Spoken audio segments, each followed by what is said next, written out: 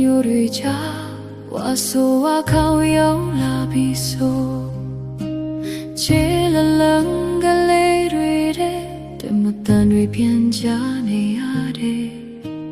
စွမ်းတော်ဦးလေးကိုင်းပြီးပုံကြီးချောင်းသွားလူများပြီးပန်းနန်တဲ့မနက်ခင်မှာပဲ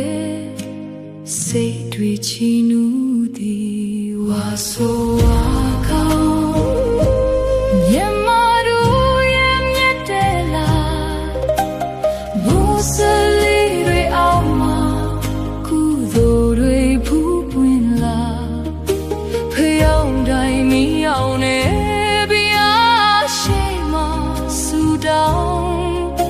မလုံတာတဲ့ချမ်းမှု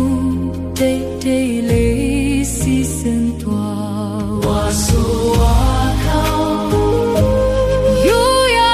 ရဲ့တရှင်မှုလူကြီးမိဘကိုပြန်တော့ပြီး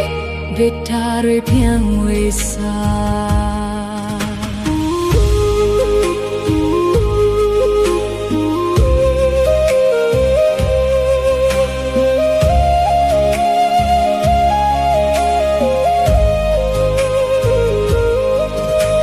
ရွာလမ်းဘေးကဆောင်တန်လေး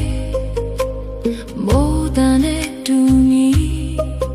တန်ရတော်တွေဝဝင်ချင်းလူတိုင်း